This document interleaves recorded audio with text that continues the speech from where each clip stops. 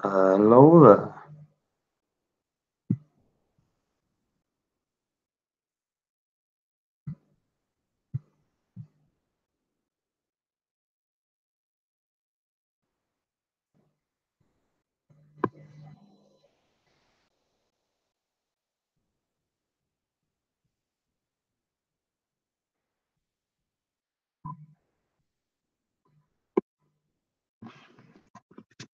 Let people start jumping on. See where I go from there. Hello. I'm not putting my video on because I can't be bothered. There's a picture of my tank.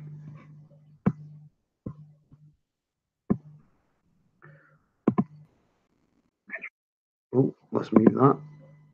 There we go. So let's see who jumps on. Mad Dogs, hello. Ryan, it's a shame you don't do house visits. Oh,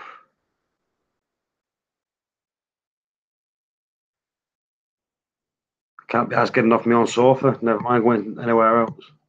I've got some more LFSs if I could be bothered, but I'm just lazy.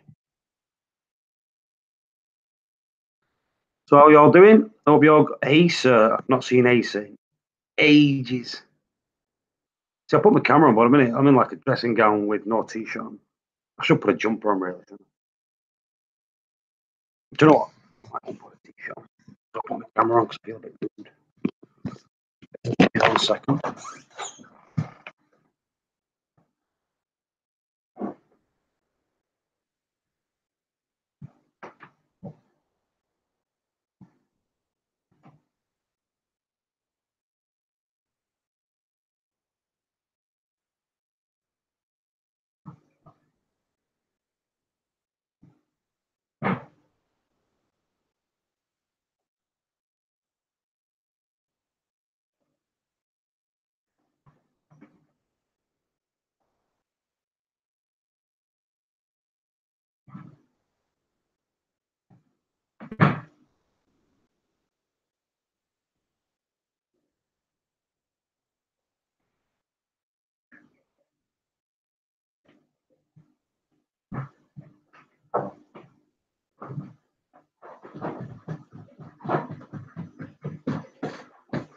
There we go. You now got a t-shirt. Oh, it's not pink. It's a Marvel one.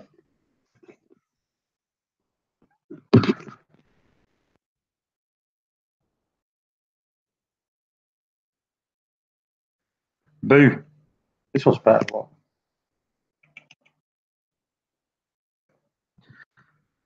So there we go.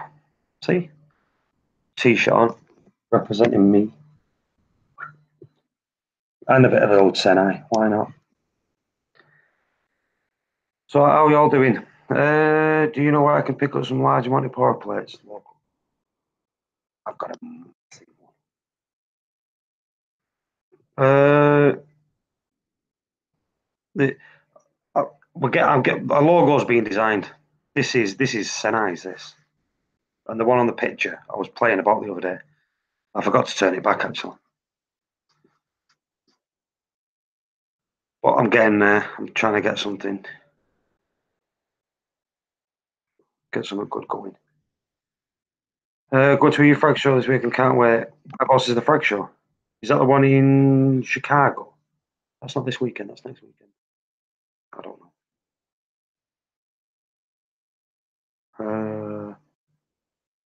Ryan, if you're Manchester, go to Out of the Blue. They've got some big Monty. Well, they did have some big Monty plates in them.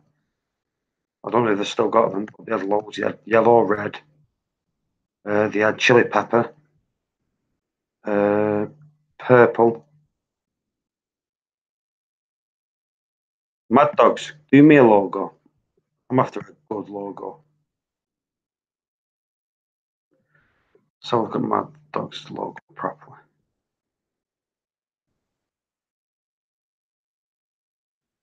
Right. I'm having a look at your logo properly.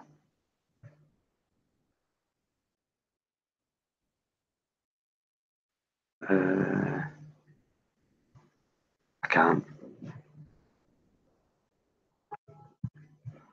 Someone's coming in. It is Ryan.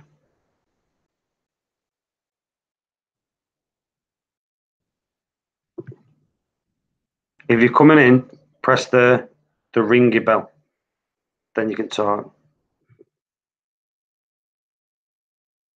Yeah, I want a logo or something like Senai's. That's so simple but unique. That's koi. So obviously Senai do pond as well as marine and that. But I want something simple like that with a marine fish in it. Do you know that? That's a white circle with a silhouette of a wrasse. Ooh, I love wrasse. But yeah. Ryan, you try to get in the hangouts, but you're not in the hangouts.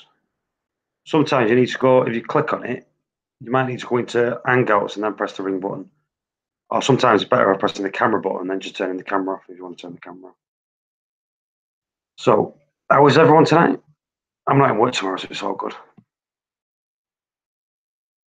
Plus, the wife's in work, so I'm free.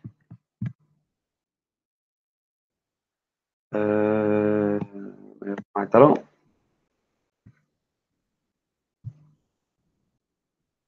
So, anyone got any questions? Let's get something rolling. Let's get something good going.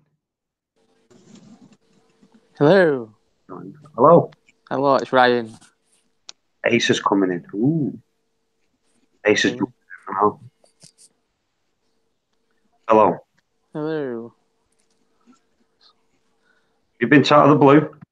I went on Monday because I had a few issues. I'm just in for a minute. I'm going to have to run. You all right, Asa? Long time no see. Can you hear me, Asa? I think he can. Asa? Yeah. Can you hear me?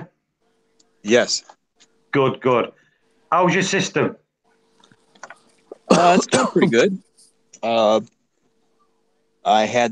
My refugium didn't do very well in the garage, so I'm going to move it to the sunroom. Right. So I've not seen you in that long. I think last time you put all the mud in. The natural stuff, didn't you? Yeah, I had a bunch of stuff. Listen, I'm going to have to leave to go to training, but I'll try to get back on when I get done. You do that, Asa. Good talking to you. Good seeing you again. Yeah, have a great evening. Yeah, you too, mate. Like a nice fella, eh? Asa's top. Yeah. Yeah, no, to answer your previous question, yes, I was out of the blue on Monday because I had a few issues with my corals. The colour was disappearing, so I had a full water test done the other day. My iodine and strontium was 0. So now we've started to fill the levels back up. The colour in my corals are coming back, which is good. Right. First things first, right? You're running an SPS tank, yeah? SPS and LPS. Yeah, not just right. SPS. What are you dosing? Alkalinity, calcium, and I say magnesium, not dosing magnesium anymore. Right. So are you doing water changes? Very, very little, if I can avoid them. So why are you putting SPS and LPS in your tank when you're not dosing trace elements, you're not dosing stuff, and you try to run it? See, this is a big mistake. Yeah, it's the learning curve, though, isn't it? You know what I mean? I've only been a reefer for like 6 months, so it's not as though I'm experienced. You know what I mean? Yeah. See, the thing is, when you first start buying SPS, yeah, really, shop should say, listen, is your system good enough for SPS? You know what I mean? Yeah. Well, unfortunately, they don't, unfortunately. So, obviously, I've had to learn the hard way, which isn't a That's good thing. if the shop knew that you was new. If they knew you was new, usually of course, they knew. They knew I was. To yeah, they knew I was new. You know what I mean? I mean, I've only been a reefer for 6 months. You know what I mean? So they knew. You know, but it's one of them things. You know what I mean? It's a learning curve for me. End of the day. You know. What I suggest that you do is my personal thing. Run Triton on your tank if you don't want to do water changes as often. I'm not saying don't do water changes. Yeah. Water changes are good. Yeah. In fact, someone's going to come in now who's the dog's bollocks at everything reefing. Right. Cool. Have you heard of Cruz? No. Cruz Arias. No. Well, here he is, Cruz Arias. Hello, Cruz. Hey guys. How you doing? Doing good. Ryan, have you ever heard of bubble scrubbing? No. Where you put bubbles in your tank to clean them? No. He created it. Did he? Yeah. Have you ever heard of elegant corals? No. Never. Oh, he's the co-owner of it. Oh, is there? Yeah. Some of the best corals in America. Like the most very expensive, but the best. Very good. How are you doing, Ryan? Well, he's my American brother. Is it? Yeah. Cruz is like my dad of reefing. What? I'm not that old. Well, put it this way. See this system I've got here? Yeah. I won't have it without Cruz. So there we go. Yeah. Well, hopefully it'll stand me in good stead going forward now I know all these things about dosing my tank and stuff, you know. Yeah, Cruz, do you think that LFSs should be more aware of giving coral to people that are new, like SPS? If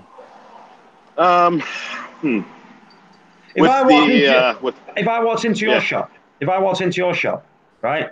You knew I'd only been reefing a few months, eh? And I said, right, I want this SPS, this SPS, this SPS. Would you not say, like, are you ready? Yes, I would. I would ask you for your parameters first off and water sample first. Because the thing is that I don't want you to kill, what we took so long to grow. Yeah. You know what I'm saying? Yeah. And with Indo and Fiji being closed down, to trade and import. Yeah. You're talking about, I want to call it endangered in the hobby, meaning that they're getting rarer and rarer to find, especially these bigger colonies. Like we did just last year. Last year we had, close to about half a ton of corals being imported into the United States. Yeah. And then it's been ripped away from us. Yeah. So at that point, and with the death rates and, with the mortality rates of the corals going into new systems, we don't have that luxury anymore to haphazardly just buy and place.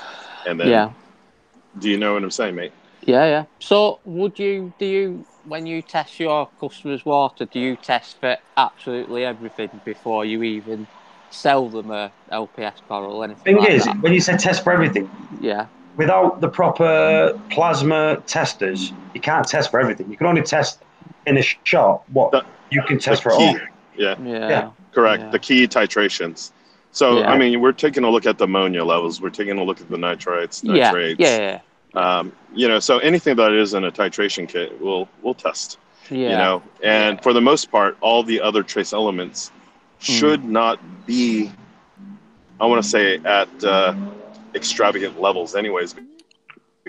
You haven't been feeding it that long. You haven't been dosing. You haven't been dosing any supplements or any supplements with impurities. And we just asked you, what salt are you using?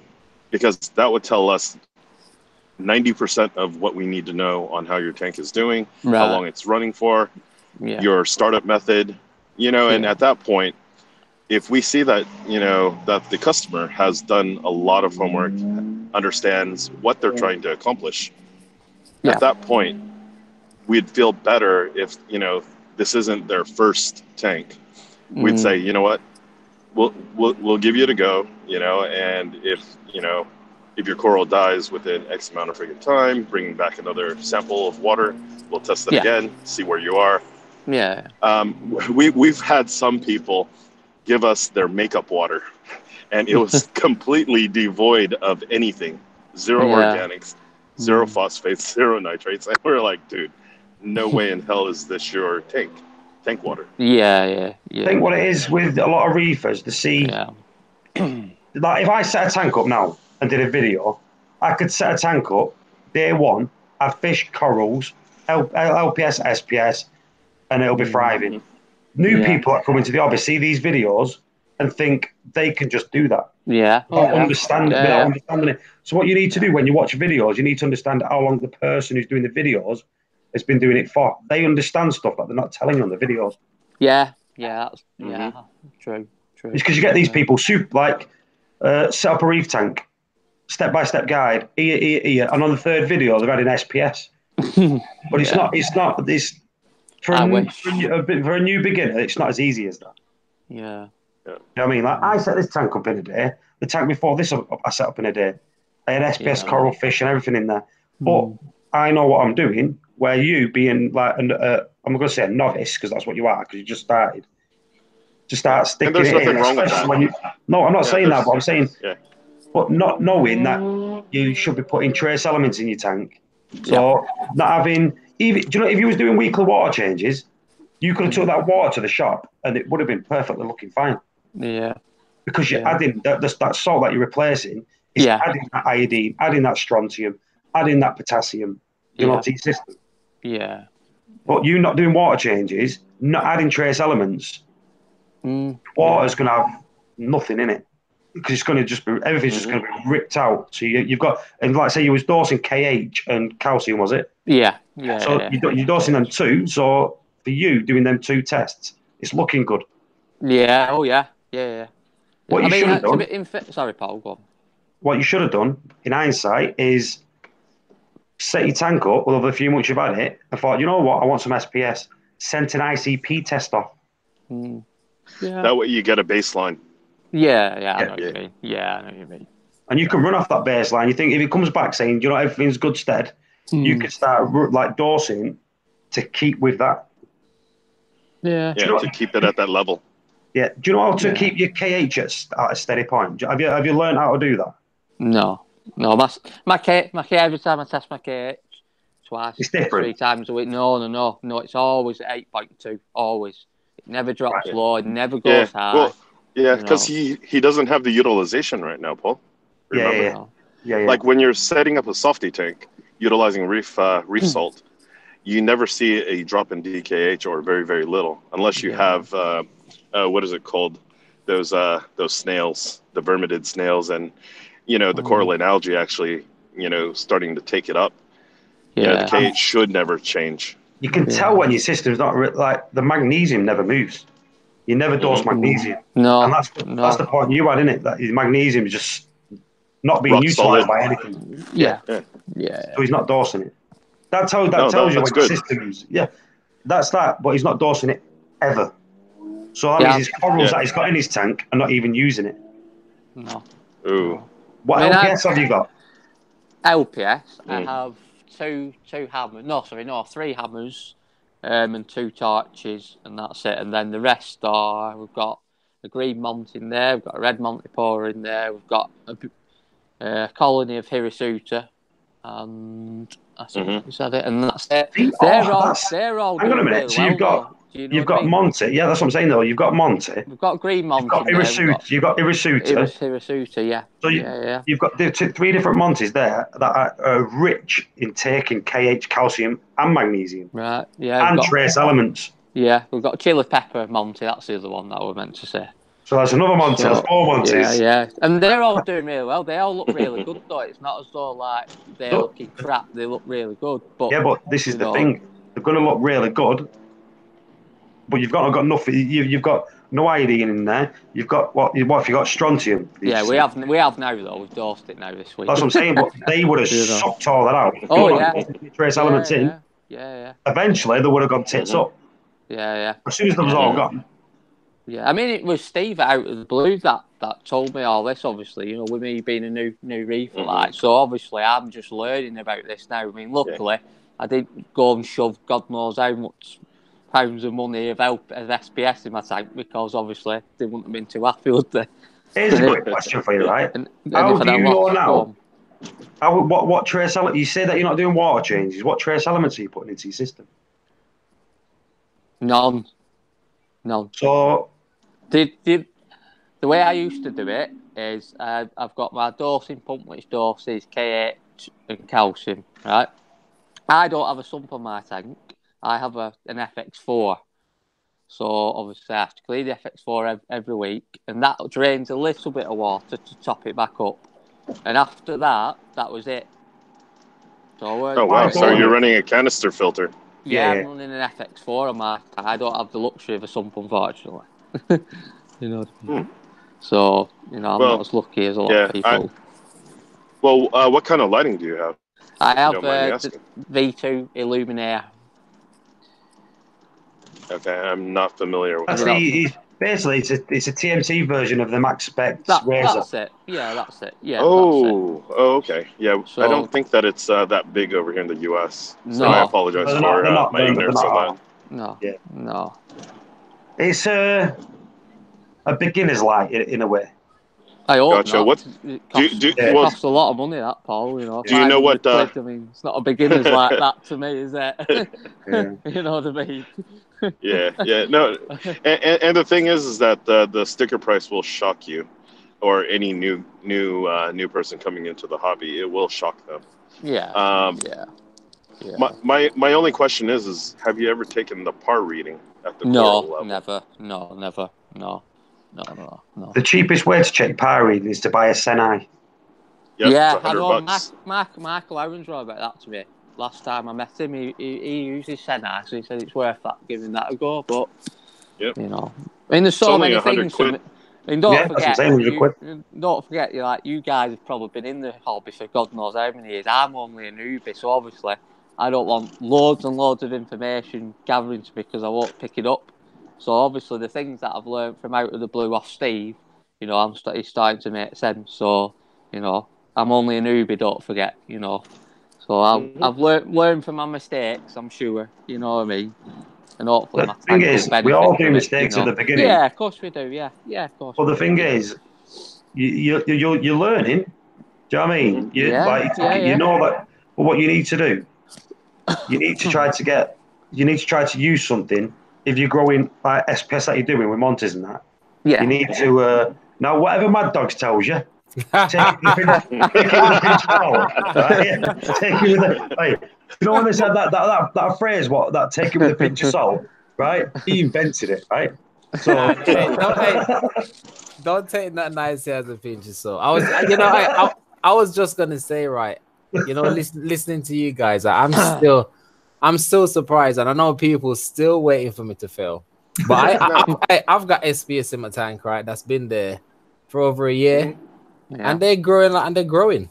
And I don't dose nothing in my tank, and I do a water change every New Year's, and that's it. That is dosing, Mad Dog.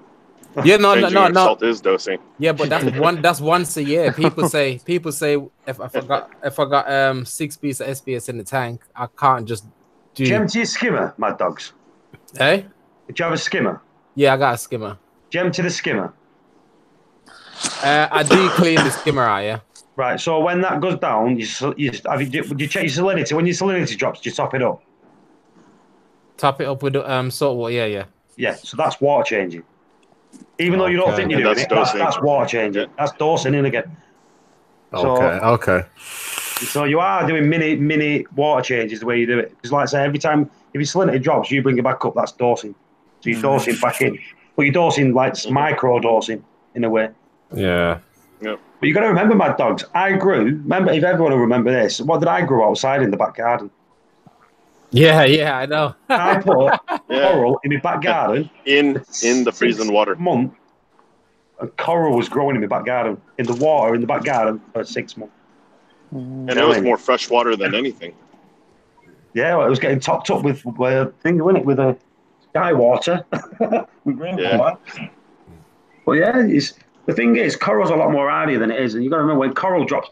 Cruz will back me up on this. Coral will die when temperature rises, but very rarely dies when the temperature drops. Correct. You know what I mean? Yeah. So here's a question for you: what would make a coral lose its colour? Light. Do you know what? I'll let Cruz tell you that because it could be a lot of things. Yeah. Well, let me ask one thing first, Ryan. Yeah, go on. What's your pH at? What's your pH at? That was 8.0 when I got it tested on Monday. Okay. See, at an alkalinity, at a KH of 8.2, Yeah. that should be at a roughly around a pH of 8.4. Right. Yeah, because we got Which it means tested. that you're, yeah, with Go on. some, I want to call it CO2 holdup, especially being that it's been warm, cold, warm, very It cold. has been over here in England. It's been warm. There, it's been cold. You know what I mean? So the temperature's not been stable. You know. Correct, and you keep your windows closed because of that. Because you No, can't tell. I keep them open. I have to do too much humidity because it's building up on my windows now. If I don't open my windows, it builds up on my windows, and we're starting to get mold as well, building up a little bit. So I have to keep both my windows open anyway. Because I have two types. I have a nano tank, and I have obviously my main display. So you know, I mean, the Montiporas and everything, they're growing really well. You know, they're plating really well, but obviously I don't want to go and spend a load of money on acros because I like acroporas as well and things like that. If my tank's not gonna... it's addicting. Yeah, it is. It's very, very addictive. So obviously I want to make sure my tank's right first before I even go down that route, you know. Oh, absolutely. And where are you sucking in the air from to put into your protein skimmer? I don't have one. I don't run a protein skimmer. Like I said, I don't have a sump. I just have a canister. Hang on a minute. Hang on. You see, you could do a hang on.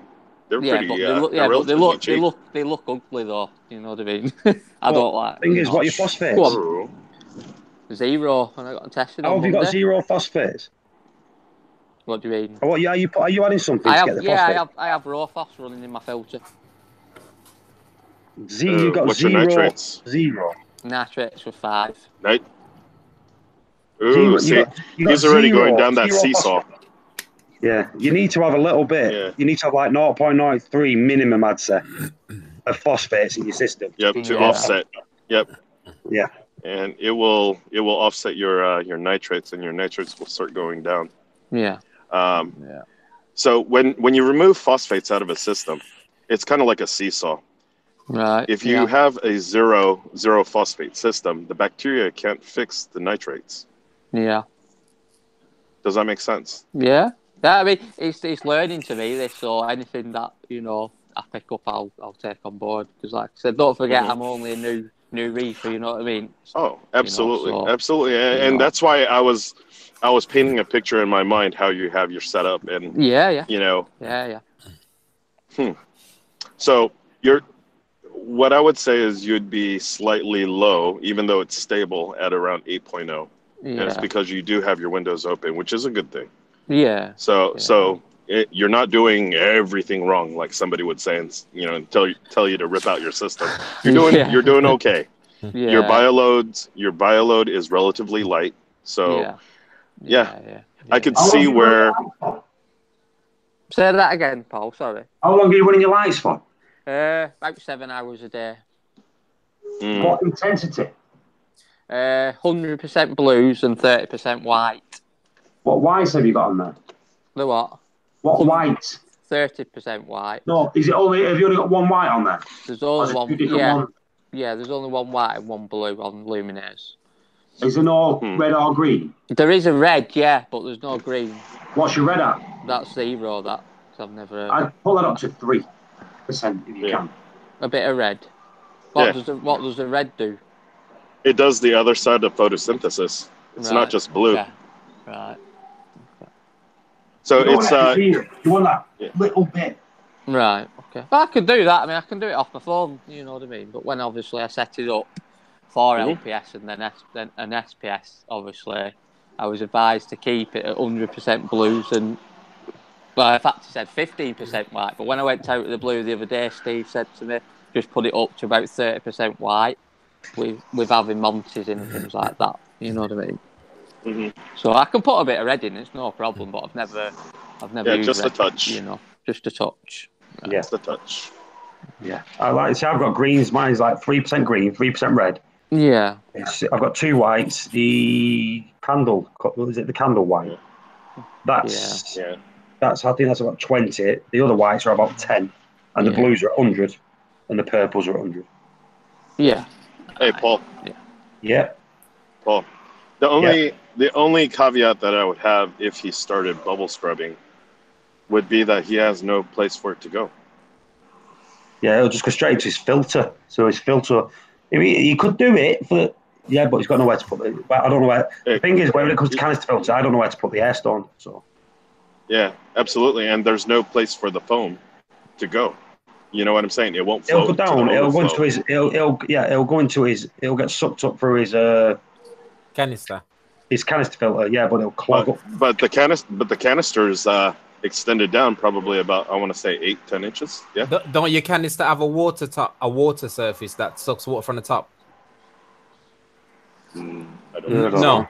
I know mine. I know mine's did. I don't even run a canister in here no more. I just run the skimmer. I think you use. I think it's the tube that goes into the water. That's right. That's right. Yeah, it goes through the tube up, down, and then it actually. Yeah, it won't do it. The formal button. Yeah, it comes up through the filter, not downwards.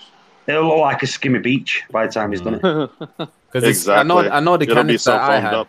My canister I used to use had a surface skimmer as well. At the top. Yes. You could buy a surface skimmer. They're about £12 on Amazon. Okay. Yeah. That, because you've got nothing that clears the top. Do you get a film at the top of your water? No. Or you could create. No. Or you could create or you could create an acrylic box, and then suck the water through there. You know what I'm saying? Creating a false overflow.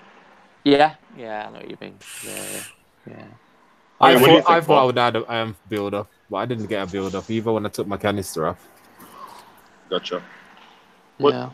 Yeah. You have a medium bioload though, don't you, Mad Dog? What? A medium bioload, not that much fish. You do have corals. I've got probably about 10 fishes, if that. Yeah. What size system? It's a 6 foot. Massive. Yeah, so see, that's what I'm saying. For 10 fish. Yeah. It's a very, very light bioload. So the protein's going to be less. I keep my tank. Even if I keep my tank in a state where I don't want to. I know if I put more fish in, then I'm gonna. Because I don't. I've took off all it's running on there is the Bayou skimmer. It's not running the canister filter. It's not running the handgun refugium that I was using. I've took all of that stuff off. So I'm not gonna add no more fish because the skimmer is just doing enough job for those fish, to be honest. And it's easier work for me. I ain't got a canister filter to clean, I ain't got a flipping handgun thing to clean. It's just now and then I just take the skimmer off, rinse it out, and I'm done. Quick job. Yeah. So basically, Paul, they are feeding very, very light. The nutrient import to the system is very, very, very light. It's only enough for the fish to survive. Yeah, so you know what I'm saying? To survive, and is enough to feed his corals. That is good. Yeah. So they're at the point of, I want to call it a balance in one way, shape or form. Well, if you think of Mad Dogs, he's got a 6 foot tank. It's over 2 foot high, but it's 3.5 foot across. I've got 13. Yeah. But my fish all do a job, except the amphibious, which just like eating. But other than that, all my fish have got a job. But I've got the RAS to clean up all the pests. Yeah. I've got the the coal tank to clean the algae and the foxface to clean the algae. You know what I mean? So I like fish for a job, and I got the amphibious because I've not had a fish in years. So I got 3 amphibious, and as soon as I put them in, they hid for 3 days, and one of them got battered off my 6 line. He had a big massive eye, and now it's better again now. See, I only have. Go on, Paul. What? I only have a couple of fish in my tank. I have a mimic tank, which I got the other day, and I have a Idris wrasse. But I was looking at an Achilles tank the other day, but I'm petrified of them getting white spot. Petrified. Don't do it. No. I mean, they're a lovely fish, and I'd have one in a heartbeat, but with white spot, not a chance. Because my tank got hit twice by white spot last year, and I lost all my tags, lost all my fish. So I'm petrified of now putting fish in. So I don't want to make that mistake again, or white spot come back again and nail my tank like it did, twice last year. So I think that's the thing for newer reefers and all. You always want to go for the nice, beautiful fish like the coal tangs, regal tangs, the worst fish you can get for white spot. You know what I mean? Yeah, I mean, I had my regal tang for over 2 years, so it's not as though it died within a week or 2 weeks. You know what I mean? But when I put my powder blue in, which did well. I thought was doing really well, and then all of a sudden, bang! Good night. Sailfin gone. My 2 Regals gone. Powder blue gone. Fish gone. That was it, and it was like, for God's sake, I've had enough. So luckily, fingers crossed, these 2 fish that we've got in at the minute are doing really well. So just got to start building it back up again. But it's more for corals for me because I like SPS, but obviously I want to make sure my tank's right before I go down that road. But my Monties are doing well, which I'm happy about because I like Montiporas. Plating Montiporas. Are the polyps out on the Montipora? Yeah. Yeah, the colours are really nice. The colours are really nice. They're growing anyway. You know what I mean? They have grown from when I put them in. They were only small little frags when I put them in, and they grow. I can't really show it because my lights are off at me now. I'm downstairs, so Tell you what, my dogs. There's a top woman in the chat. Who's that? I can't even see the chat. Hold on, let me try. She's called Vicky. Oh, it's go to bed. By the way, if no one knows, because he's missus. I'm the better off.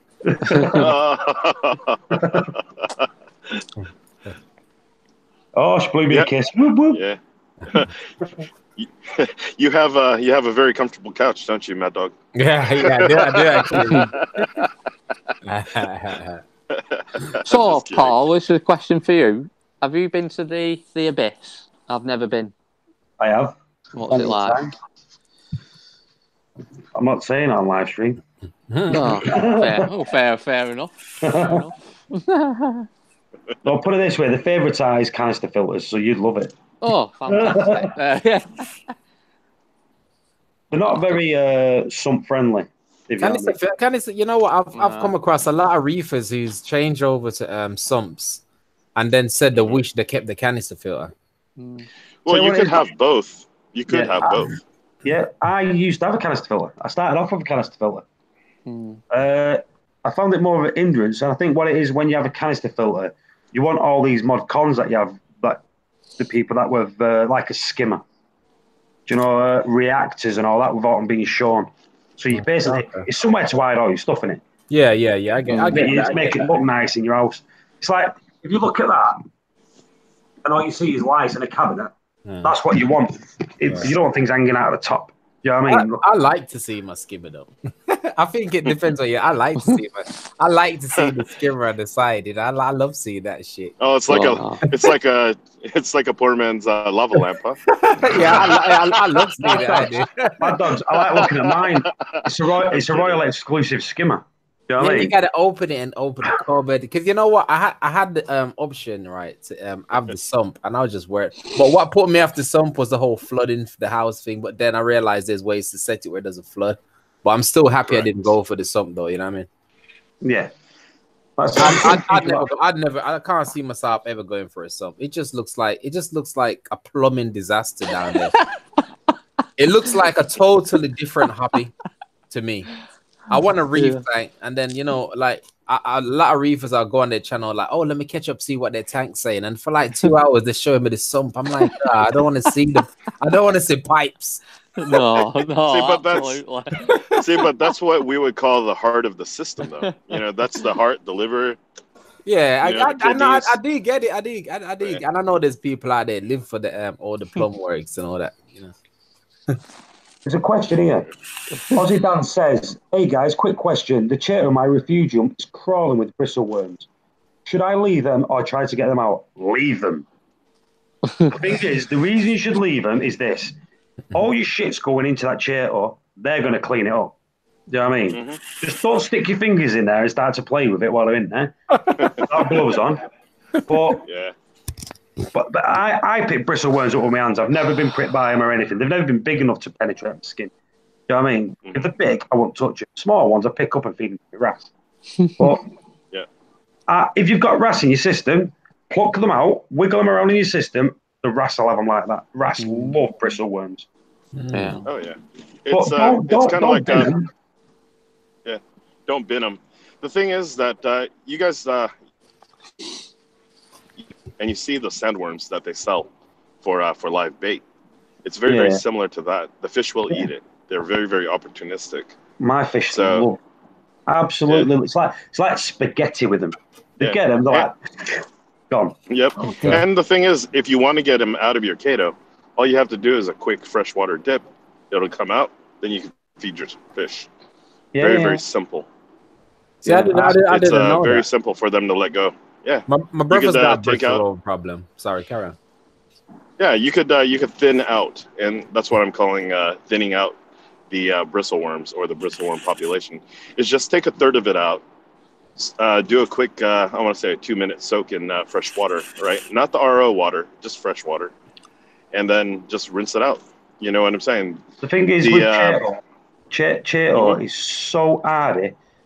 This is how hardy it is. When I first got rid of my original tank with the canister filter, I used to have the hang on the back filter. In fact, it was it was length size hang on the back. Do you know the ecosystem one? I used to have that on the back. I had Cheeto in it. When I got rid of it, got some in my eye. I threw it outside in the garden, the Cheeto. It was there for about 2 months, and it was still bright green in the garden. Someone said to me, Chris down the road said, "Have you got any Cheeto?" I said, "I've got some in the back garden. It's been there for about 2 months." Got it. Listen, hey Cruz, he got it, washed it, put it into his sump, and it boomed. Yep. You know what I mean? Yes. So long as you have humidity, so long as you have light, you're fine. Yeah, because it was like winter. Well, yeah, it was what's that, spring, autumn, summer, whatever it was. But it wasn't. It was wet. It was always wet in the back garden, and it was green. It was green, and he picked it up, washed it, put it in his sump, and it just carried on growing. In fact, I got some off him after it regrew. Is it a specific? Is it a specific? See, remember this too. That eat bristleworms. Sorry. The silver belly eat it. The 6 line has it. I've got a 2-spot that eats them. Most rats eat them. My brother's got a bristleworm problem. He went to the shop. They said the only thing that will eat it is some sort of crab. I forgot what the crab's called. Yeah, it's the thing. The big. What's that big ass crab called? I didn't realize wrasse would eat it. I'm gonna have to. Yeah, wrasse love them. My wrasse. You always see wrasse when they're tilted upwards, looking at the rocks. They're looking for like worms in there. Okay. Yeah, worms and pods. I'll let him know that. Yeah, so do a quick freshwater dip. Arrow crab, that's the one. That's it. Here's Reef, brand of French. Arrow crabs do eat them, but the thing is, your wrasse will eat the arrow crabs. So you got one of these balances. Yeah. Some things that my cleanup. I've got 3 crabs left in my whole tank. I've got a 2-spot. If you search 2-spot, you've got a twin spot wrasse and a 2-spot wrasse. The twin spot, they're hard to keep anyway. But the 2-spot wrasse are vicious wrasse. They'll eat any crab in your system. They eat snails. They eat anything. If I put the thing in there, if I put food in with my hands, it'll bite my finger and it'll cut my hand. Because they've got like teeth on the front of them. Horrible. Yeah. Well, I've got one. Bristle teeth. Yeah, vicious. In fact, I'm going to get a picture of it. You can see it just 2-spot. Even though I did 2 E's. Wrasse image. It just when you can see a fish just looks evil. This just looks evil. Yeah. So here it is. Let me get a picture of it. Right, share the screen now. Yeah. Hey Paul, I can't see the chat, so yeah, I'll jump on that chat. Look at that. Oh my god! I know you can't see evil, these can see it, but this is these are unlocked. Yeah. Real friend of friends, shout it. Mad Dog's got crabs. That's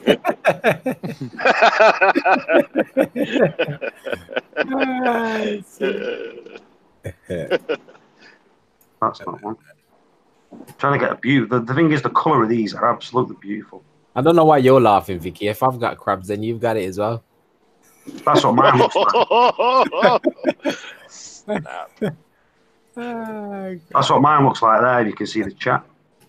That one. Yeah. Does look evil, doesn't it? Yeah, very, very vicious. Yeah. In fact, when I got it, I didn't even know that it ate crabs and that, or shrimp. So it cost me I had cleaner shrimp in there. I had peppermint shrimp in there. Oh dear. The day after, I had no shrimp in there. Oh dear. And yet Well, my the thing is- Idris Ras didn't even touch my cleaner shrimp, which I thought when I first put him in, I thought, oh no, he's going to nail my cleaner shrimp in a minute, and he didn't. Left it alone. The thing is, left it alone. I had Iridis Ras in there, and I had like silver belly, 6 line, and I had shrimp in there. That was fine. Yeah. When I put that 2-spot in, it ate them all. Now, if I put any shrimp in now, all the fish go for them. Do you know what I mean? Yeah. So I think they've learned off that. Yeah. Melanaris Ras, I used to have one of those. In fact, I bought a flasher Ras when I got the Antheus. And my missus said today, what happened to that other fish? That was 2 weeks ago. I don't know. I've not seen it. So it's obviously not there. Oh, it's still hiding. And I'm not going to say. Hiding. I'm going to. Yeah, well, I had a leopard Ras. I put a leopard Ras in my tank. And I thought it died. 4 months later or something, I put another one in. And then the other one came out. Do you know what I mean? So, and it was skinny, really, really, really, really skinny when it came out. But, and then it went hiding again, never seen it since. But I know after 4 months, I think he did it, reefing with all. He bought one, went missing. About a month later, went out and bought another one. That went missing, went out and bought another one, put that in. 3 came out.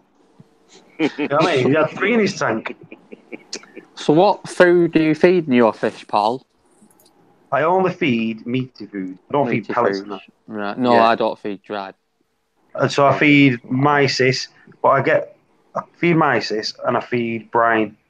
But with the brine shrimp, I always try to get different ones. So do you know, like ones with garlic, ones with omega-3, and I try to mix them up so they don't have like one garlic constant. Yeah, I know what you mean. Yeah. And then I feed a seaweed. Yeah. And then every other day I feed easy SPS, which is just like your rotifers and all your foods for your SPS. And I feed every other day. I put amino acids in. Right. See, I've never tried that. In fairness, amino acids. I've been told about it, but I've never. Well, you've been doing about amino acids, wouldn't you? You know, corals and fish, I'll need them. Yeah. Well, I mean, at this point though, Paul, I don't think he really needs it yet. Yeah, but he's running. He's got Montes in there going good. But how big? How big are they? My red one, I'd say, is sort of like dinner plate size. So he's big boy, and the others are only small. They're not massive. Inches, 2 inches. How many inches would you say? I'd say 4 to 5 inches. Is that man inches or woman inches?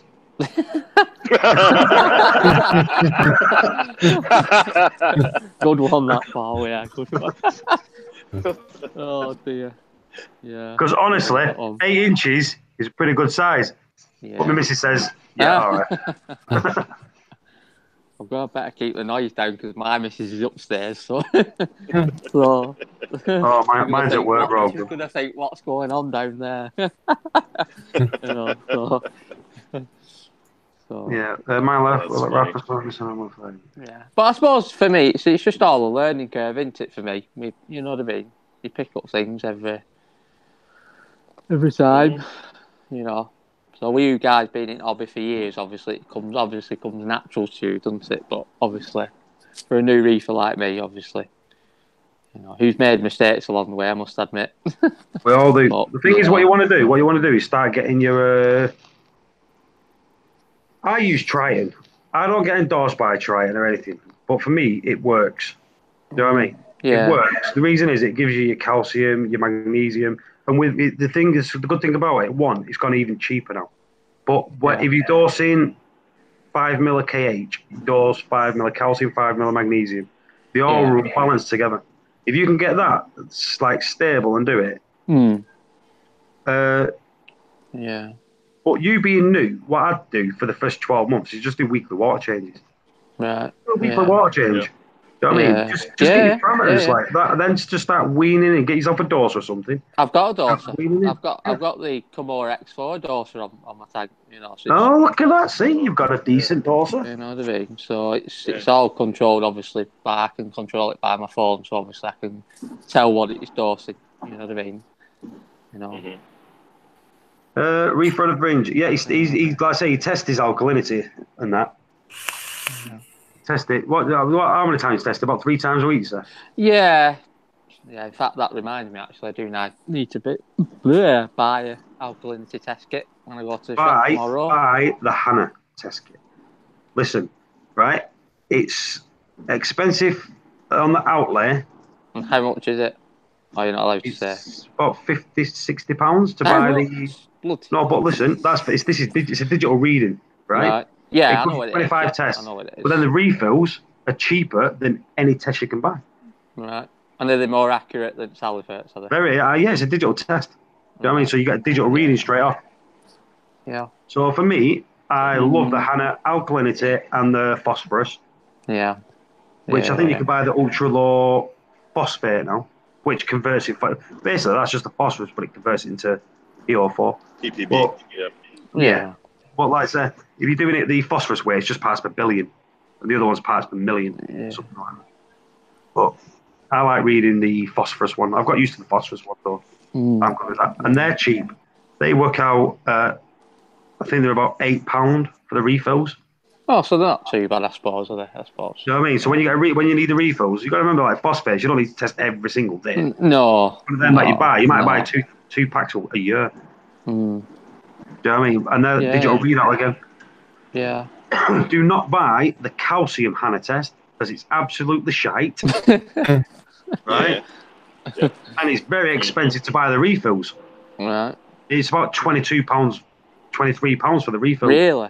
Yeah. Because of the reactants, the chemical reaction. Very expensive, but it's so complex. You've got to get 0.1 mil of water, salt water, right?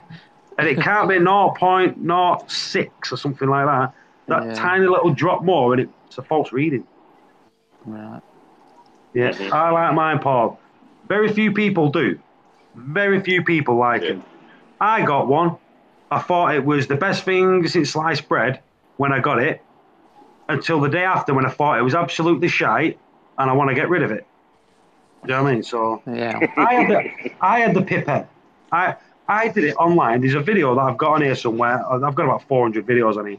But I've got one somewhere. I did 3 live, the exact same thing, and 3 of them was 20 out, 30 out from each other. And 30 in calcium is a lot. Yeah. That's like saying 420 to 390 or 320 to 450. If it's 450, 490, if it's do you know what I mean?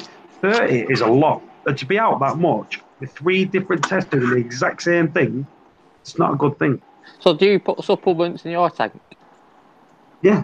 I dose the Triton, and that comes with all the supplements in there. Yeah, you were saying. Yeah, it comes with all the trace elements in there.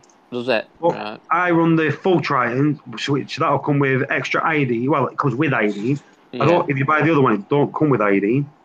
Yeah. So it comes with extra iodine and iron. Right. Just to grow algae. To grow your microalgae. So I've got Aquaforest dosing on my tank. Okay. See, he's running a ultra low, right? They lean towards an ultra low nutrient system. Right. So, yeah, your phosphates remain close to 0 or near 0. And then when you add the phosphates and the nitrates, you should see a growth spurt happen. Yeah. Growth spurt of algae? No, growth spurt of coral. Oh, right. Sorry. Right. Just in the chat here, you've got K-Sound and you've got Reef on the fringe, right? They're saying that one of them said it came out with a Red Sea test, and one of them said that it came out good with the Hannah test on the ICP, right? I sent an ICP off. I've sent numerous ICP tests off. Hannah ones, right? I sent one off when I did the calcium test. It came back. No, I sent the first one off. I sent when I did the Red Sea test kit. The Red Sea test came out around 420, 430. It came back on the ICP test at 520. So the Red Sea was way out, and I was keeping it level with the Red Sea at the time. And I sent one off and it came back, and I got the calcium test, and I tested the calcium on the Hannah checker, and it was virtually spot on. Do you know what I mean? Yeah. Riku, do you cut your fingernails? I've just done them. The sharp. That's why I keep nibbling it here. I've just had the nail clippers out and the sharp. Do you know what I mean? So do you know when they're sharp? I'm just like filing them down with my tooth. Just literally just here. Clip it here. I had to cut my fingernails. You know, I like long nails. Right? I've just had the clippers out, clipping them. Before I came online. Anyway, only my mum can tell me to stop biting my nails. How's that coral doing, Paul? That you got from out of the blue? Can you remember them little frags that Steve gave us? How's yours doing? Is it growing really well? Oh, the Ice Fire Canard. Is that what it's called? Yeah. Yeah. That. It's doing good. Yeah, no, well, unfortunately, I lost mine. Unfortunately, what a surprise. I think the only, you give one to me, you give one to someone else. You give one to Michael, didn't he? With Michael there as well. I think Michael picked one up, didn't he? I don't know. I know mine's still alive anyway. Yeah. But I can put anything in my tank and it'll come alive. I'm not blowing smoke up my own ass, but yeah, well, yeah, right. But hey, I put dead corals in here and they'll come back alive. Oh, good. But to be fair, I'm at a good stage with my tank. I'm happy the way it looks at the moment. So but obviously I will want to put more exotic SPS in at some point. Like aquapores and things like that. But at the moment my tank's looking fine. I'm happy with it at the moment. My corals look good. So. And you know what? You actually hit the nail on the head right there, Ryan. Yeah. It's your tank. Yeah. If you're happy with it, you're happy with it. That's it. Yeah. Until something goes wrong, then that's when you start looking at, okay, how can I improve? Yeah. Or how can I stabilize? Yeah. And kind of along the same line, with Mad Dog and his canister filter as well. There's other ways to do this. To Reef, and that's what I tell everybody else. But the thing is that you have to know what you're trying to do and why. Yeah. And I know what you mean. If you don't have room for a sump, then you have to figure out another way to export a lot of the excess nutrients. Yeah. But right now, being that you nutrients, you should be fine. Yeah. Yeah, I mean, we've got quite a lot of coralline algae actually starting to grow along the back now because we battled an algae issue for ages, and it was I can't remember the name of it, but it was horrible. It was growing all over rocks, but that's since gone now, and obviously the coralline's starting to grow along the back wall now, which is good. Nice. And that's one of the things that I'm going to be telling you is keep your eye on that DKH and also the calcium at that point, because once they start growing, the utilization goes exponential. Right. So as soon as the coralline algae starts taking a foothold and it starts expanding, start seeing like massive colonies or at least massive growth in your coralline algae. Yeah. Guaranteed that you're going to see a shift in your alkalinity. And at that point, like I said, go ahead. I was going to say Reef on the Fringe. That's narcosis. Change his name again. Yeah. No, that's all good. I know it is because cool guy. on here, it still says from Reef for narcosis. Narcosis. Narcosis. It's been a minute. Hey. You're in there. You're in there. So just press the ring button. Press the ring button. We've got to find a link. No, I thought Narcosis moved also. Didn't he say last time? I want to say late last year. He said that he was moving. I wondered how his system moved. Narcosis changed his name so much and does some crazy shit. We don't know what he does. No. He said he was moving. He was relocating. Oh, I don't know. Yeah. Paste. Go. Right, there you go, Narcosis. Yeah, I thought that when he said Mad Dog had crabs. K-Town, what would I use other than ICP?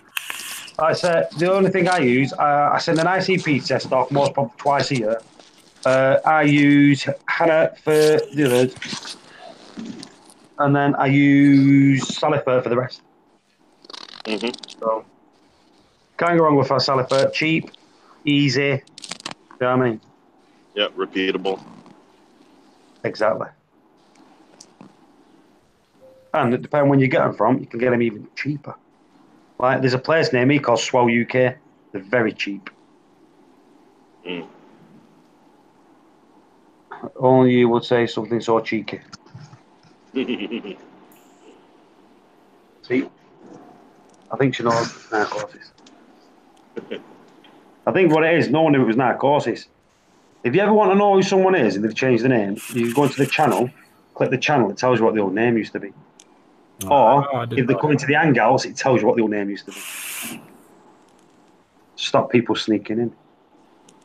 Am I banned? You can't be banned. You're in. You're in.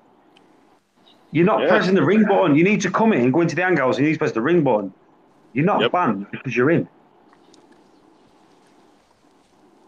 He thinks he's banned. Come on in, buddy. Oh, there you are. Oh, is that right? Yeah, feedback. I had to swap. No, I had to swap my phone over. My other phone. I was on my iPhone 6, so I've had to go on my iPhone 10. But you're still on the other one. You need to turn one of them off. Echo. Yeah. I can hear you. Right, I need to mute one of his other ones. That's what it is. Boom. Right, Ryan, speak. Hello. Right. Hello. Right, let's see if I can get narcosis. And you chat among yourselves while I see if I can get narcosis.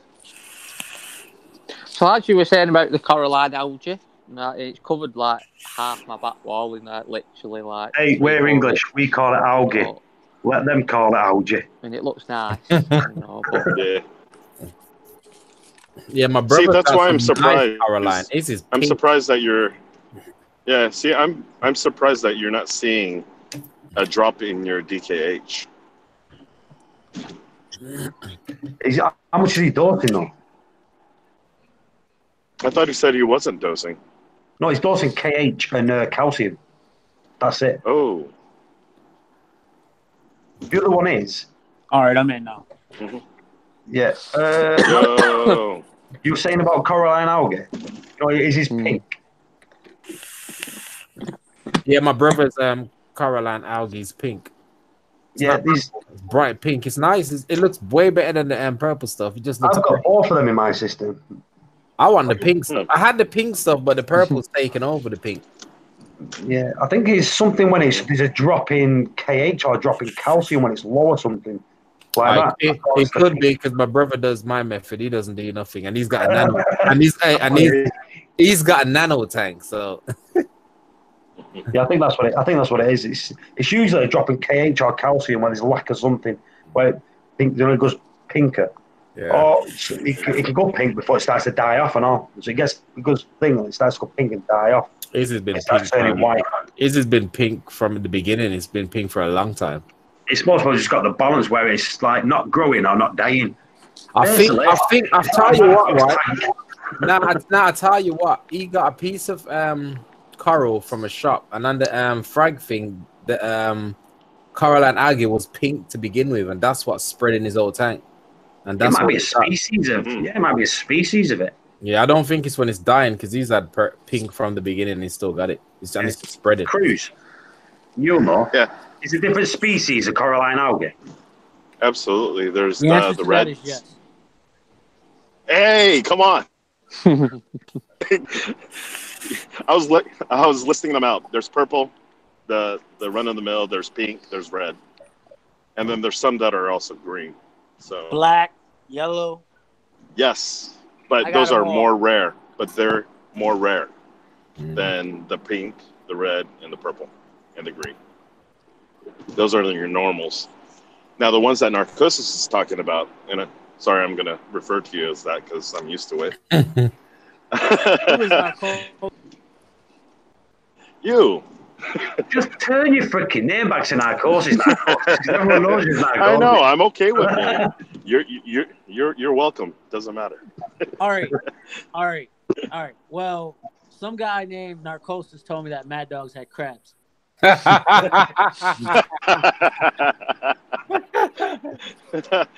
I mean, you've seen his tank. He runs it as natural. Well, pretty natural, and he lets it grow. He lets everything grow, and then he cleans it out every once in a while. So yeah, Talking about me? Yeah, absolutely. You'll see the biodiversity come out if you let things grow. A lot of people they're I want to call it over anal. They clean their glass like there's no tomorrow. They scrub, and yeah, it doesn't allow for that biodiversity to happen sometimes. Yeah. So basically, what you are raising is a ecosystem. So if you actually Correct. let diatoms and some of that stuff grow, it'll start feeding your corals, feeding your fish, feeding all that stuff, and then everything's gonna start working together, balancing out each other. Yeah, I think my tank's balanced. I think that's what's keeping it going. It's just balance. That's why I don't want to change now. Absolutely, but then people show you these show tanks. You know what I'm saying? And they're putting it, on 100% life support, basically, which is all tanks, right? But I mean, you're talking about reactors this, reactors that, dosing, everything. And it's like, okay, well, I've seen some really, really nice natural tanks, that have minimal interaction with that you don't even have to babysit. Yeah, I think, and it scares a lot of people off because my brother not have to worry about. You don't have to worry about feeding them. And I guess when you hit that equilibrium, you do have more peace of mind. But I mean, in our case, with elegant corals, we're growing the corals to sell them. We're growing corals to breed them, to propagate and keep it going. So we have a different schedule, and we have a different system and a different strategy to reef. Does that make sense? Yeah. So when you're just doing it for your display tank, yeah, you could do a very, very low maintenance, or minimal maintenance tank, and not have to worry about all these high tech gadgets. Yeah, I think some people just think it's as hard as you make it. Like me, I wouldn't go out and get some of the harder fish, the harder corals, because I know then I'm gonna need to test my tank. I don't test either. But if I start getting some ridiculous hard corals, I'm gonna need to test the tank. I'm gonna probably need to support them with some calcium and whatever else I got to dose. So I just keep it simple. I get easy corals that don't need a lot of stuff. You know what I mean? And that's it. Keep it simple. And absolutely, and kind of along the same lines that that Nick was saying before. Reefing by design is different than reefing.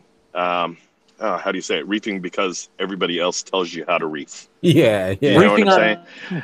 A fridge. Yeah, and you have to reef within your means.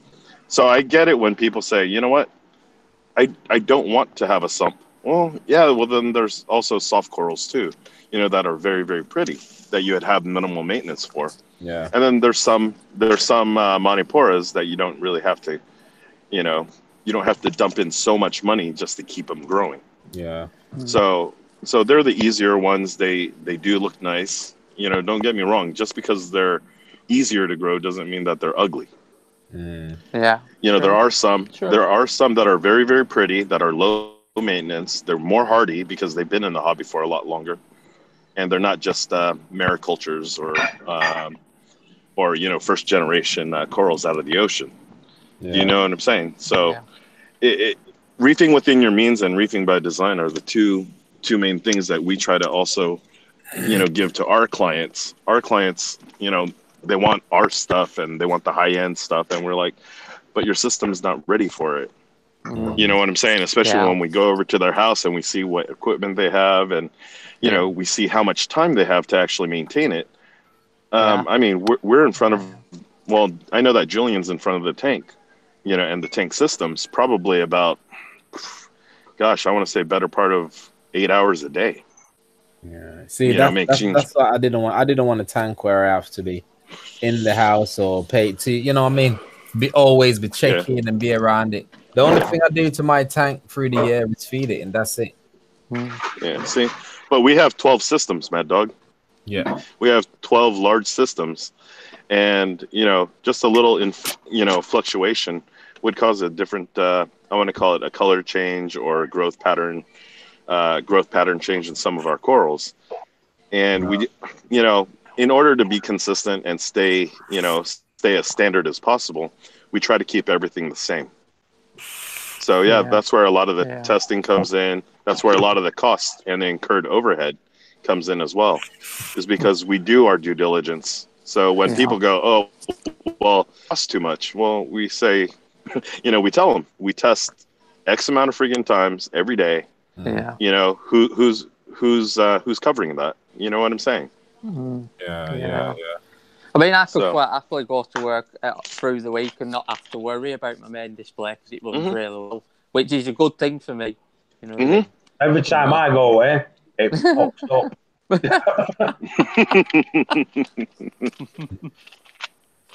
So not that I don't worry about my tank when I'm at work. Obviously, it's always on my mind. But I went Florida, came back, 5.6k each. I went to New York, came back, I had 60k.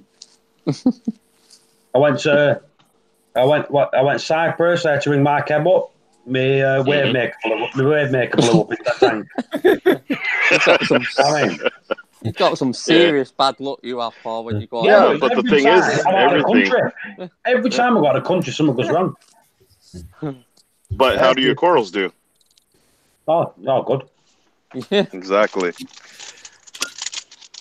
what you call a bomb-proof tank.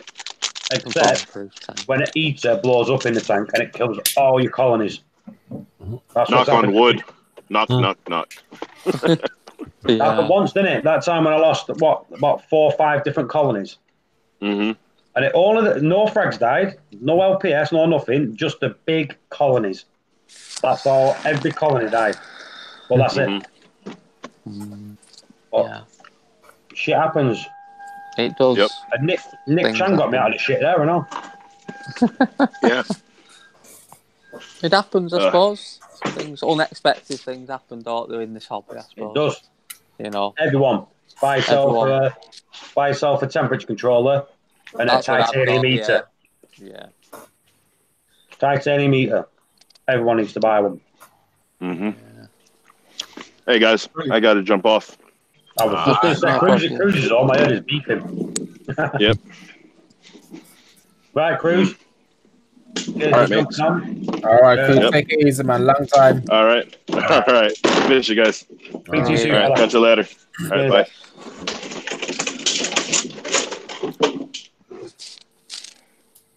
I think my heater went last year, just on one of the coldest days in history, and my heater decided to blow up through the middle of the night, and it's like, so luckily Kraken's not too far away from my house, so I had to rush to Kraken and grab a heater.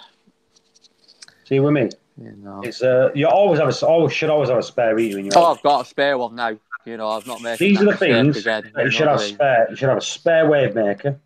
Yeah. You should have a spare heater, and the major one that 99% of reefers don't have is a return pump, because a return pump is the heart of your system. If you have a sump. Yeah, if you've got a sump. But the thing is, it's like you could do like a spare canister filter, even if it's a little mini one, in case yours goes. Do you know what I mean? There's your filtration system. It's like yours is that's your heart of your system. That's turning your water around. Absolutely, yeah, absolutely. And they're not that expensive, in fairness. The FX4s, they're not as well, you don't need one. You don't need a spare one of them. Just go out and buy a cheap one as a backup, just so it runs your system. I know what you mean. Yeah, I know what you mean. Yeah, I was running the Alpine solution to 2,000 litre, and that was pretty good. It comes with the UV light. That time it's only £90 on Amazon. Yeah, and that was pretty good. Yeah. Like when I first had a canister filter, I got fed up with changing it. I got fed up with it. You didn't have to do that. Just the best thing with mine is I just change it, clean it once a year. It was perfect. You know what? Mad Dog, there's a lot of people. What they did, they took the polyfiller out of it. Yeah. They kept the sponges in. They took the filter out of that, the polyfilter, the really tight one. And I've known people just to run them constantly. Yeah. You know what I mean? It's all your biological filtration, then, isn't it? Yeah. But I put an angle on the back refugium on it. And I just had it running from the tank up through the angle on the back refugium and back into the tank. That's all I had, and I run that for a year. Yeah. I had Chato in the middle of it. You know what I mean? Some just looks like a headache to me. That's the only the sums just looks like a headache. It's like running 2 tanks. I only want 1 tank. It's like I'm a second tank in the and then I've got all that Chato crap going on down there. It's like having 2 tanks. You know what I mean? Look at it. See what I mean? Look at that. It's like a second tank in the cupboard. Oh, it is. Do you have to clean that tank as well? Do you have to clean that some glass and all that crap as well? Well, Look, it looks like a science project. Yeah, this is the turtle reactor. This is the skimmer, the turn pump, bio balls, and all that. I'm sticking with my Hey, just looking at it gets a headache, right? You know, FX4 is so easy to clean. I'm not going down all that road for that. But I don't clean this. Everything from here. Everything from here. Look at that! Look at that headache! Oh God! What? No, that's too much of a. That is way. Hey, you know what? I came from having freshwater tanks, so when I seen the sump, I was like, no. I started YouTubing, like I ain't going through all that crap. No. I suppose the only best thing about a sump is that you can hide all your equipment away. That's it. That's well, the thing is, this is the thing, right? This is the problem you don't have. You've got a canister filter, right? Yeah. You don't have to maintain all that. Exactly. So it's easier having a canister filter, isn't it? I spend about 40 minutes a week cleaning my canister, cleaning the inside of my tank. That's it. How often do you clean that? Maintenance done. Say again, Paul. Sorry. How long does it take to clean your canister filter? Well, no, I'm saying it takes me about 40 minutes to do the whole maintenance on my tank. Because on that show, my canister filter, what we've done is in the bottom chamber, you've got, the sponges. Yeah. And then on the top, instead of having the sponges, we've put filter floss in it. So I change filter floss every week. So that goes out and I put brand new filter floss in every week. The maintenance I do in my sump to clean it is a week is virtually none. Don't touch it. Do you know what I mean? Don't touch it. I clean the glass on the tank. Yeah. The skimmer gets emptied once every 8 weeks or something. Yeah. Alexa, I never even spoke to you. Fuck off. That's a nice thing to say, isn't it? Alexa, cancel. No one said Alexa. He's got that Alexa hooked up to something, everything in it. He's gonna say the wrong. Who's got a Google? Has any of you got a Google Home? I don't do it. You're not got a Google, no. No. Have any of you got an Alexa? I got Alexa on the tablets and stuff like that. I just wouldn't get. I just don't. I got 4 Google Homes. Right, ask Google Home what a reach. Ask Google what a reach around is. Ask what a reach around is? Yeah. Seems like No, go on. Just ask it. Just say. Just ask Google. Just ask Google what it is. I ain't got a clue what reach around is. That makes 2 of us. I know it sounds a bit. I don't want to say on the stream, but you know what I mean.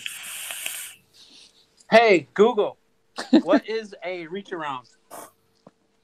On the website yourdictionary.com, they say, noun, plural reach arounds, manual stimulation of a sexual partner's genitals during anal or vaginal intercourse from behind. An ostensibly thoughtful gesture, especially one performed to win favor or mitigate unfair treatment. To read more, look for the link in your Google Home app. There you go. Good old narco. Oh dear. No, My courses. Yeah. My courses. Ask Google what a rusty trombone is. Rusty trombone. Paul loves it. What is a rusty trombone? Rusty trombone is an act in which a man stands with his knees and back slightly torqued with feet at least shoulder width apart to expose his anus. Oh. What the heck? There you go. Narcosis. Anyway, welcome to Reef Community Worldwide. There's just a few things that you can ask Google home. Yeah, I think I'll stick with. You can tell I get bored. I think I'll stick with a canis filter after looking at your sump, Paul. It's easy. Yeah, man. And you know what? To be honest, Paul's one looks very simple. I've seen some that when I tell you, it looks like you're in a science project. It just looks like that's it. It looks like you're about to. I just don't get the point of it. The thing is, right? A sump is very, very it's very, very complicated. You know, like when you're trying to get things in and you want things. There's so many wires. Yeah. That's why I got the DJ bar, so I've got switches. So like now I can just switch instead of like searching around, and it's just all single switches now. So it's like switching. If I had a sump, right, my sump would be what a sump is meant for. The water would go in and it would come out. I'd have my heater in there. And but that's what it does. The heater's in there, the return pump, a skimmer, and a reactor. That's it. That's all that's in there. And the Christmas trees and the tubes and the test tubes. Yeah. And have you ever watched these Gallery Aquatica? Have you ever watched what? Gallery Aquatica, they're called. They're from Australia. Look at their videos and see what goes on underneath them tanks. See, what you didn't do is this. You didn't say, Paul, do you watch YouTube videos? So that's what you should have asked me first. Oh, fair enough. Right, so go on, ask that question. All right. No, I'm not going to ask it now. Do you know, genuinely, I don't watch anything. I watch I watch Big Bang Theory. Well, the thing is, when I first started out reefing, I was hammering YouTube videos, hammering them. But now, there's a few people that I watch. You know what I mean? There's a few people I like going on, just having a quick look. If I get a pop up, I'll watch it, but I don't go around searching for videos and that. No, but I mean, Michael was the first video I watched when I first got into reefing. Good. So, you know, so I haven't seen Michael for ages. I haven't seen him for ages. Me neither. No. I think last time I saw him actually when we saw you out of the blue. I think that's the last time I saw him, which I'm going down to on Saturday. Out of the blue. Why are you buying something? Oh, I don't know yet. I'm not sure. I think I might take your advice and go to Triton. You know what I mean? What you need to do if you're going to get Triton, get it online. Yeah. Because it gets delivered free because it's over £50. So if you go to just say who does it for £50, Kraken will deliver it. Well, Kraken is literally 15 minutes away from where I live anyway, so I could go there anyway. There you go. Pick it up. So, you know. Yeah, get it from there. What if you're going to start doing it, what I'd do first is raise your phosphates a little bit, so you've got a little bit of phosphates in there. Right, yeah. Try to balance it out, so your phosphates are at a level, then start using Triton. Right, yeah. If you start doing that, you won't have a single problem. But you need to get your phosphates. So if your phosphates is 0, how will I raise the phosphates? Why are you running Rowaphos when you got 0 phosphates? No. I did have really, really high phosphates. So obviously, when I put the Rowaphos in, it's helped because we did have a huge algae problem. Have you used something else other than Rowaphos? Because Rowaphos won't deplete them unless you've really overdosed the Rowaphos. No, just Rowaphos. I actually had Kraken corals come to my house July, I think it was last year, and the algae was out of control basically. So did he add Agent Green? ATM's Agent Green to it? No. That's just lanthanum chloride. It works to get your phosphates down quick.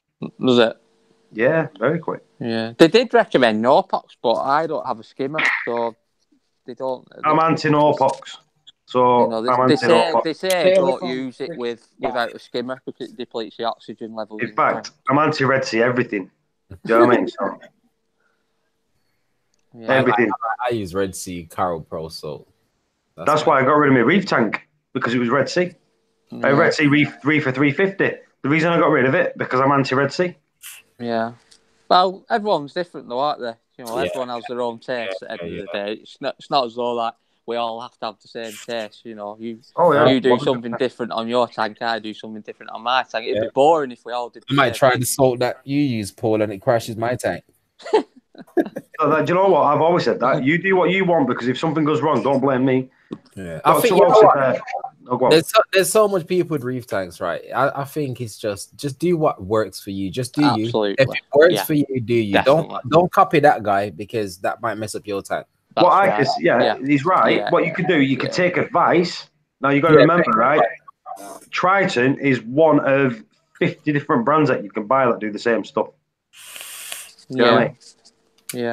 So Welsh here, is phosphate floating? Yeah. Is phosphate Welsh, is phosphate E? Is that the lanthanum chloride? Same thing, isn't it? I think all the liquid phosphate removers are lanthanum chloride. But I'm not going to say Norpox is, because Norpox is not. Norpox is carbon dosing. Yeah. Where the other ones are lanthanum chloride, which is a rare earth metal. Yeah. Well, like I said, with Norpox, I can't dose it because it says you have to have a protein skimmer because it depletes your oxygen. You need a protein skimmer with it. Yeah, that's what I mean. So obviously, the only thing I've used to get my phosphate stage raw phos. That's the only thing I run in my canister. That's it. I don't dose with any other. Well, if you've got it in, take it out and just try and get them phosphates up a little bit. When we say a little bit, I mean a little bit. Yeah. If they're 0, they need to be 0.03. You get them up to that, and your SPS will start thriving, because they need that. They need to be fed by like the phosphates. Yeah. Get them up that little bit. Yeah. I mean, to be fair, I mean, they like I was saying earlier, the SPS that I've got are doing really well. They're looking really nice. You know what I mean? So it's not as though my tank is a disaster, but you know, I don't want to obviously start messing with it because it's doing so well. Because knowing my luck, I'll mess with it and it'll go bang straight downhill. This is Agent Green. This is Agent Green. Yeah. Right? For a bottle like that, it's a little bottle. For a bottle like that, it costs you about 20 quid, sir. 18 quid. But you need a couple of mil in a 400 litre tank to bring the phosphate down. My tank's only 200 litres. Right? What this does, it's your phosphate. So it grabs a phosphate, just say a phosphate atom, we'll call it, or a phosphate particle, and it binds it with a calcium particle. Right. And then it drops out as like sand in your tank. So you put your filter socks in, or you've got your canister filter. If you put some of this in to get your phosphates down, you're like within a few hours, you'll have to change your filter floss because it would have filled up with crap. This has done. It's took all that, but this will deplete your phosphates quick, very quick. People say, I'm going to say people say, because it's been done in labs with tangs and it's never had a problem. People have used this and the tangs have died. But yeah. I suppose it's each to their own, isn't it? Everyone likes using their own things, I suppose. Yeah. It's like Welsh said there. I dose half strength twice a week. It's fine. I'm also ATM Agent Green. Great product. Be careful when using lanthanum chloride. Like I said, ATM tested this in a tank by pouring a bottle in. It didn't kill anything, but it'll do. This can rip your phosphates away like rapidly, which is not good for your system, and it'll also deplete calcium very quick. Because for every one particle of phosphates, 1 particle of calcium is coming out. Yeah. But you can see it working straight away. If you put some of that in your tank, it'll turn your tank white, like a powder, like a cloud. That's binding straight away. It works instantly to get your phosphates down. One of the only things that gets your phosphates down instantly. Right. Well, You're talking about lanthanum chloride, right? Yep. All right. You gotta be careful with that stuff too, because that'll do on your alkalinity too with the phosphate. Well, Yes, sir. because it's dropping your calcium, so it's going to swing your KH. Do you know what I mean? It binds with calcium, so your KH is going to swing. So yeah, in a way, you're right. Yeah, can't deny it. No, it's not. I used Agent Green too, and kept my coal tank is still thriving 6 months later. And I use this, but my phosphates was pretty low anyway. It was about 0.08. Yeah. So the only reason I use this, and the only reason I got this, right, is because I overdosed the calcium. Because the calcium, I dosed 35 days worth of calcium in one day, right? Because I did a boo-boo. So my phosphates wasn't that high, but I put a little bit of this in just to bring my calcium down. It's the wrong way to use it, but it worked. Do you know what I mean? So I used it for that reason only. But there we go. Yeah. Do what's best for you. That's it. Yeah. That's it. What time are we?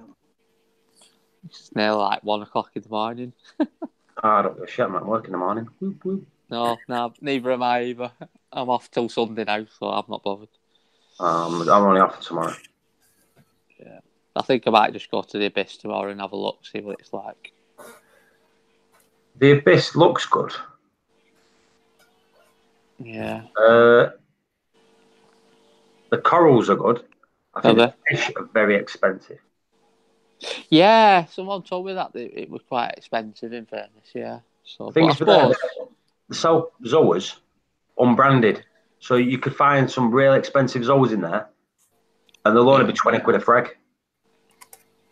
Yeah. Which I've done it before. Mark Cab's done it before. We've both been in there, water out with expensive zoas. Because they don't price zoas up, they just sell them as zoas. Yeah. So you could get lucky there. But the SPS is not a really good selection at all. Like I say the fish are good, and the dry goods are good. But so SPS aren't that good then?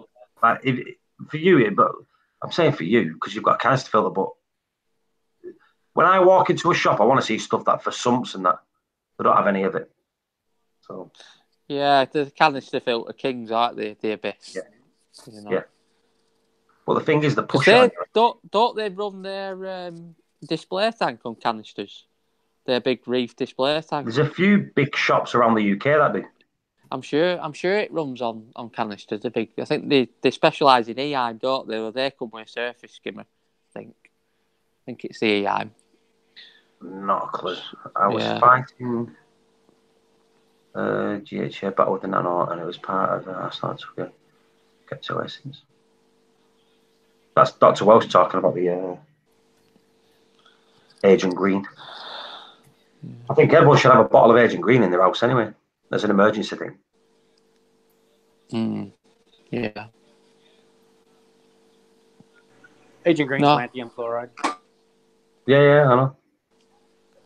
Agent Green is, I say that phosphate. Is it phosphate E?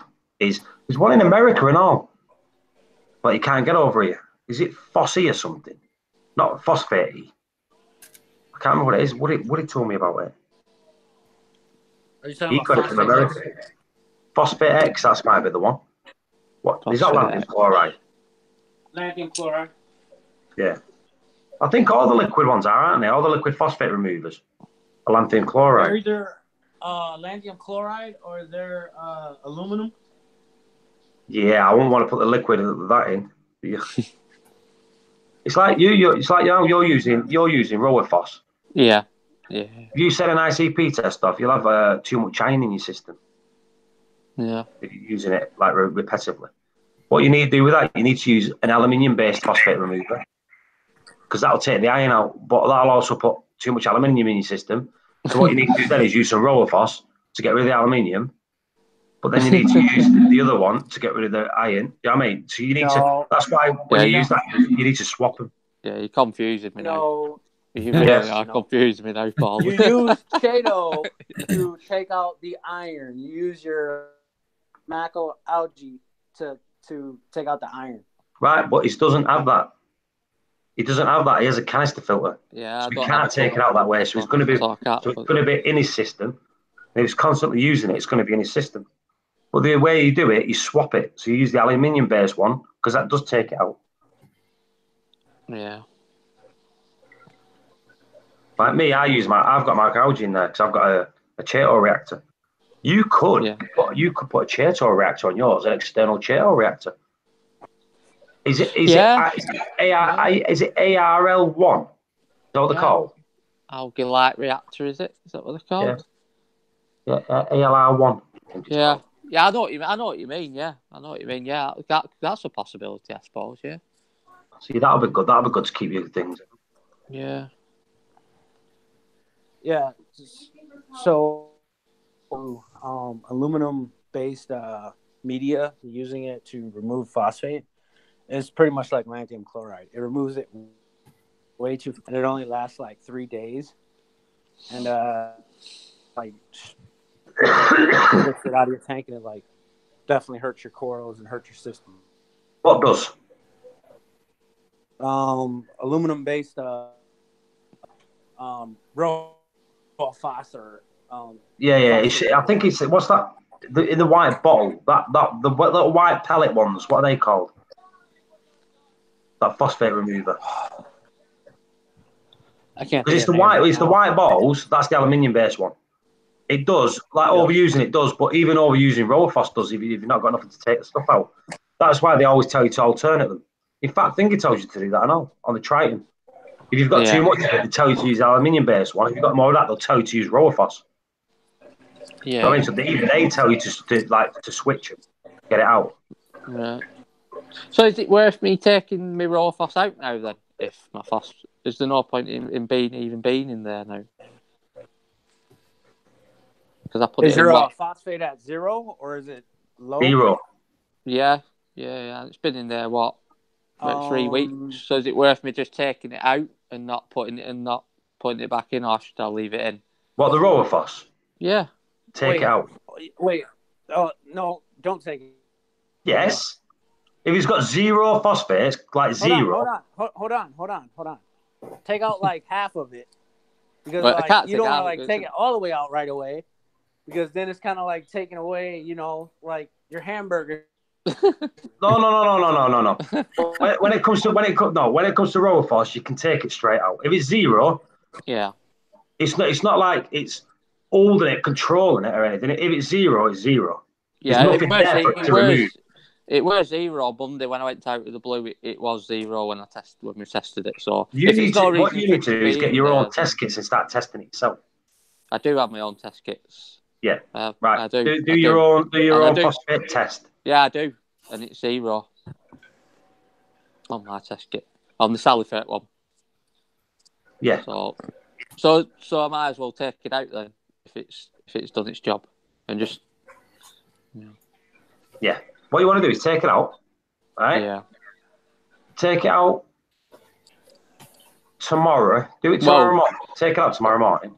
Well, my maintenance is due to do on Saturday morning, so I could take it out Saturday morning. Right. Take it out Saturday, right?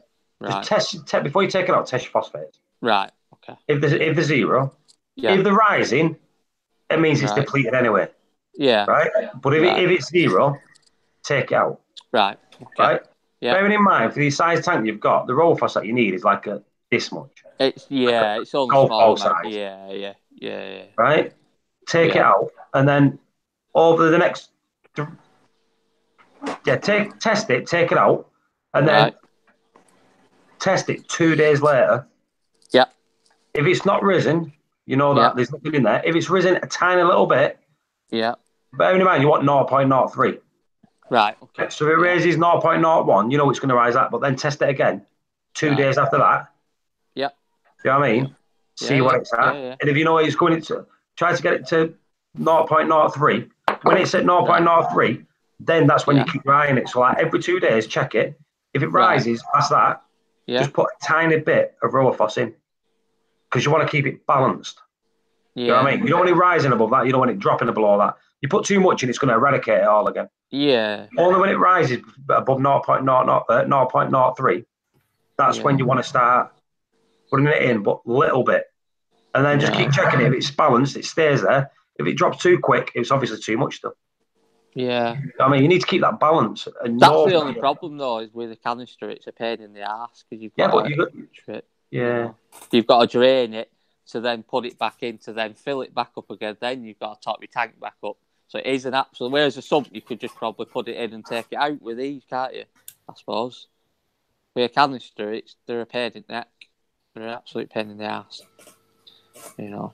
So that would probably maybe doing the liquid form that you were on about earlier on, for easier purpose. Thing is with this one, you want to use this when it's high. You can't use it like this. You don't want to use it if it's below 0.15 or something. So that's high. Right. That's high. This is like a backup thing.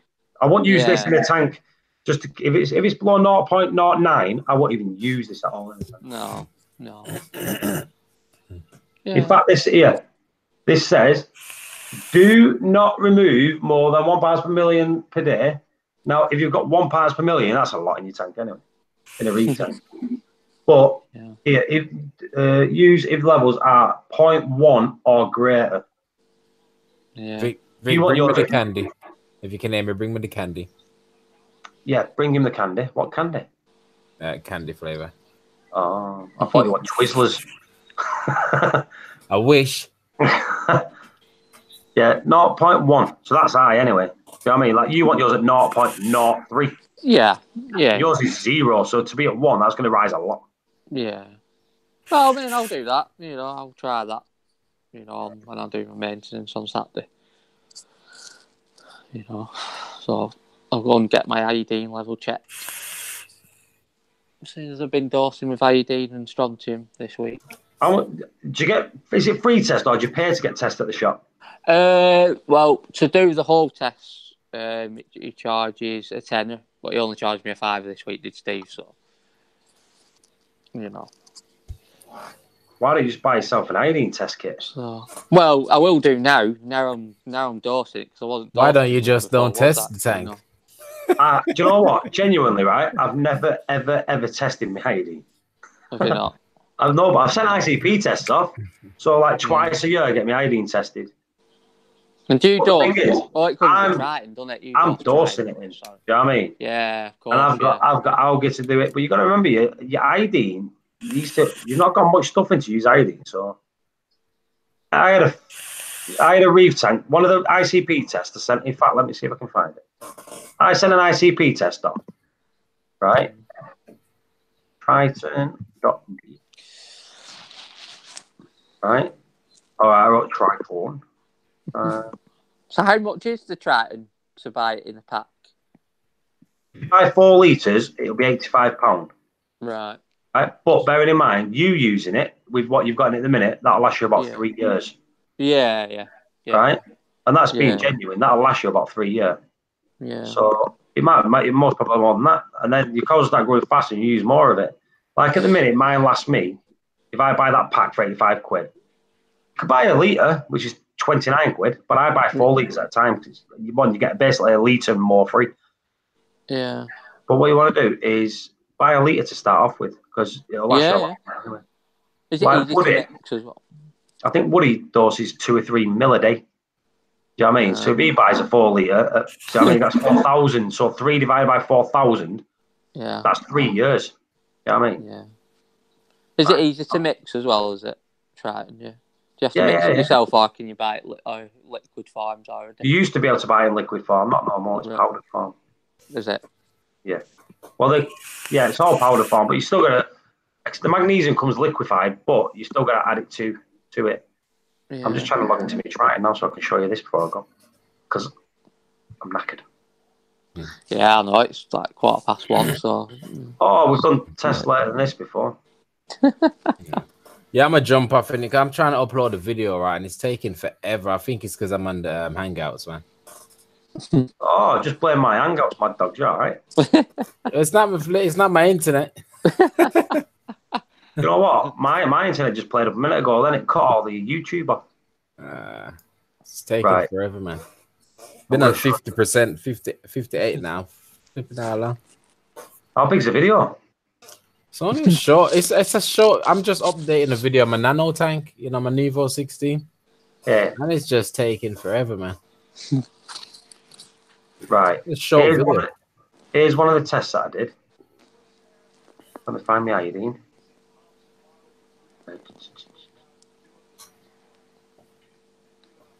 Right, let me share the screen with you. Share. Right. You see all that? Yeah. Right, iodine, look at that. Right? Yeah. This one, look how high that is. So it should be 60. It was 570. Yeah. It was off the scale. Right? Bearing in mind, I never dosed iodine, but I was dosing food that contained iodine. Yeah. So I was dosing coral food, and the main ingredient was iodine. Right. Right? So I stopped feeding that. Right? Yeah. Let's go back. And then I got the one here. And then when I got it on this one, bearing in mind, I had a full reef system. This is when I had all the colonies and everything in the system. Yeah. Lithium, nickel, zinc. Oh, zinc. That's coral food again. That has zinc in it. Feed too much zinc, the foods, look at that. 0. So from one end of the scale to the other end of the scale. Yeah. Stop doing it. Stop feeding it. And that's here. I was using Triton, but I was using the other methods with you need to use this one. Yeah. You need to use the other methods because you don't have a refugium. Yeah. So you'll have zero. But I run a reef system that it was flourishing. Well, you can buy iodine where you just had 1 drop per 200 litres a week.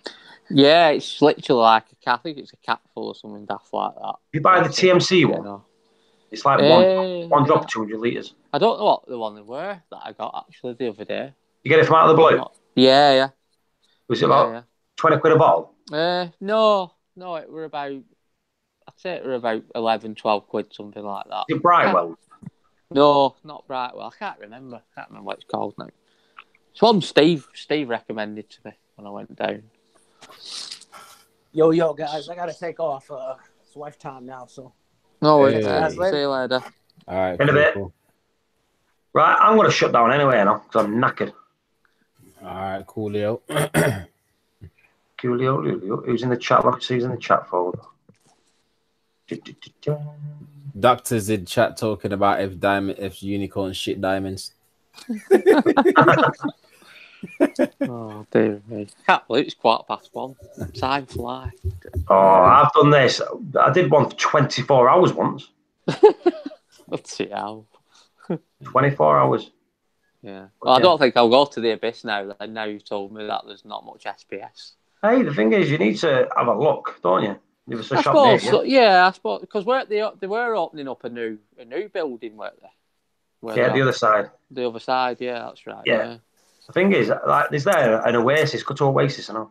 I like Oasis. Been there a few times. That's where I got my mimic tank from, actually. Oasis. There you go. They do have some big Monties there. They have a huge red Monty there. I don't know how much it is. Yeah, I'm jumping out, peeps. Yeah, Paul. Yeah, see you later, Mad Dogs. Right. I'm shutting this down now anyway. Yeah. All right, cool. I'll catch you next time. I'll catch you all later. Thanks for joining the stream. See you in a bit. Bye. That was a good shot. There you go. That's how we do.